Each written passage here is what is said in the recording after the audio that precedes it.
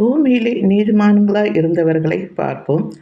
நான் உங்களுக்கு வேத வசனத்தின் மூலமாகவே ஆதாரத்தை வச்சு உங்களுக்கு சொல்லுகிறேன்.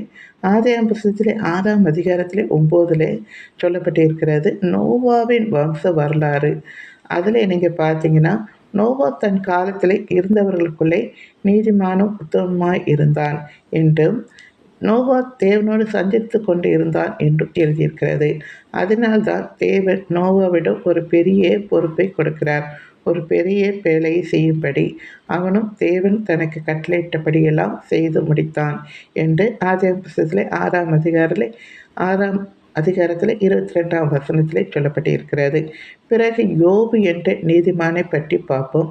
வேதத்தில் யோபு என்ற புஸ்தகத்திலே 1ஆம் அதிகாரத்திலே 1-8 வரைக்கும் சொல்லப்பட்டிருக்கிறது. ஊஸ் தேசத்திலே யோபு என்னும் பெயர் கொண்ட ஒரு மனுஷன் இருந்தான். அந்த மனுஷன் உத்தமனும் சன்மார்க்கனும் தேவனுக்கு பயந்து பொல்லாப்புக்கு விலகிறவனுமாய் இருந்தான்.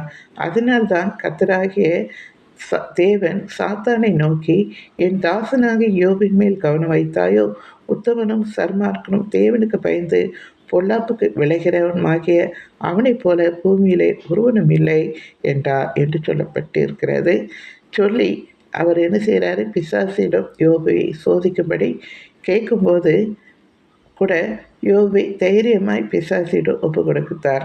என் மகன் என்னை தூசிக்க மாட்டான், என்னை விட்டு விலக மாட்டான் என்று சவாலாக அவனிடம் ஒப்பு கொடுத்து ஜெயிக்கவும் செய்தார் தேவன். வேதத்தில் உலக தகப்பனாகிய இயேசுவின் தகப்பனும் ஒரு நீதிமான் தான். மத்திய சுவிசேஷத்தில் 1ஆம் அதிகாரம் 19, 20, 21 நீங்கள் வாசித்து பார்த்தீங்கன்னா, வேதத்தில் மரியாள் என்ற பெண்ணுக்கும் யோசேப் என்ற ஆணுக்கும் திருமணம் செய்ய நியமிக்கப்பட்டிருக்கையில் அவர்கள் கூடி வரும் முன்னே அவள் பரிசுத்த ஆவியினாலே கர்ப்பவதியானாள் என்று காணப்பட்டது. இந்த விஷயம் யோசேப்புக்கு தெரிந்ததால் யோசேப்பு நீதிமானாய் இருந்தபடியால் அவளை அவமானப்படுத்த மனதில்லாமல் இரகசியமாய் அவளை தள்ளிவிட யோசனையாய் இருந்தான். அவன் இப்படி சிந்தித்து கொண்டே இருக்கையில் கர்த்தருடைய தூதன் சொப்பனத்திலே அவனுக்கு காணப்பட்டு, தாவீதின் குமாரனாகிய யோசேப்பை, உன் மனைவியாகிய மரியாளை சேர்த்துக்கொள், ஐயப்படாதே, அவளிடத்தில் உற்பத்தியா இருக்கிறது பரிசுத்த ஆவியினால் உண்டானது. அவள் ஒரு குமாரனை பெறுவாள், அவருக்கு இயேசு என்று பெயரிடுவாயாக, ஏனெனில் அவர் தமது ஜனங்களின் பாவங்களை நீக்கி அவர்களை இரட்சிப்பார் என்று தேவதூதர் சொப்பனத்தில் சொன்னதும் யோசேப்பு உடனே மரியாளை ஏற்றுக்கொண்டான், அவன் நீதிமானாய் இருந்தபடியால் என்று அங்கே சொல்லப்பட்டிருக்கிறது. இயேசு இறந்த பிறகு அவருடைய சரீரத்தை வாங்கினவன் பேரும் யோசேப்பு தான். அவர் ஒரு ஆலோசனைக்காரன், அவனும் உத்தமனும் நீதிமானாய் இருந்தான் என்று வேதத்திலே சொல்லப்பட்டிருக்கிறது.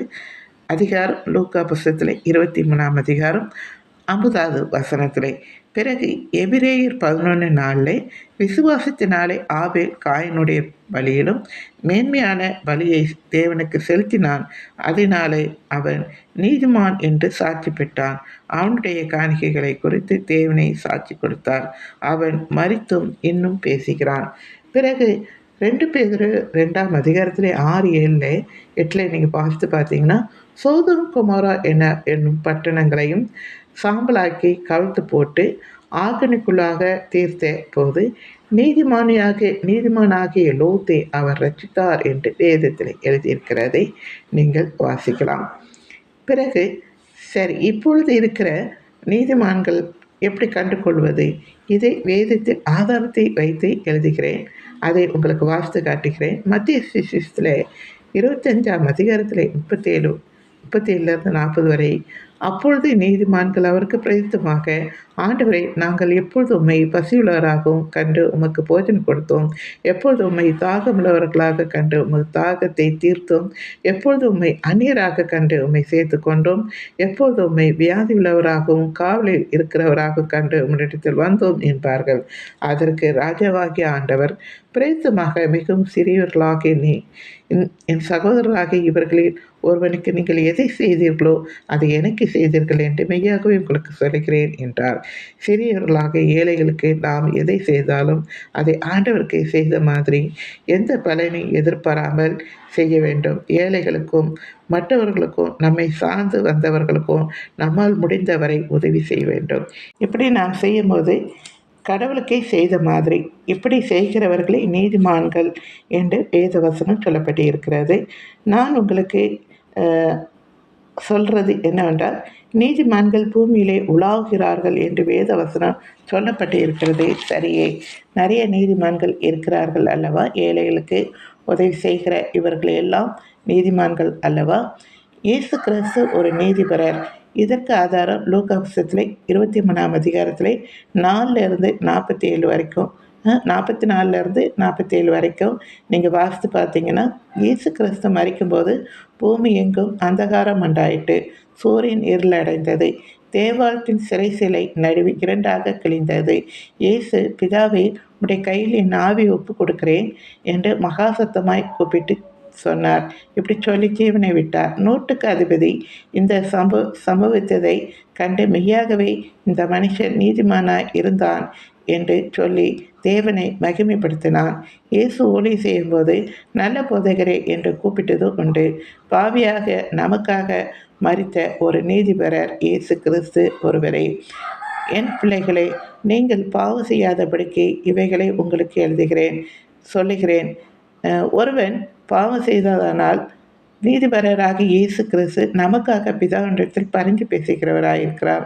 நம்முடைய பாவங்களை நிவர்த்தி செய்கிற கிருபாதார பலி அவரே. நம்முடைய பாவங்களை மாத்திரமல்ல, சர்வலோகத்தின் பாவங்களை நிவர்த்தி செய்கிற பலியாயிருக்கிறார். நாம் நம்முடைய பாவங்களுக்காக மன்னிப்பு கேட்கும்போது நம்முடைய பாவங்களை மன்னிப்பார். இப்படி நாம் அவருடைய இரத்தத்தினாலே நீதிமானாக்கப்பட்டு இருக்க கோபாக்கினைக்கு நீங்களாக அவராலே நாம் ரட்சிக்கப்படுவது அதிக நிச்சயமாமே. இதற்கு ஆதாரம் 1 யோவான் 2ஆம் அதிகாரத்திலே 1லிருந்து 2 வரை, ரோமர் 5ஆம் அதிகாரம் 9வது வசனம். இன்று நீங்கள் தேவனிடம் பாவ மன்னிப்பை கேட்டு நீதிமான்களாய் மாறுங்கள்.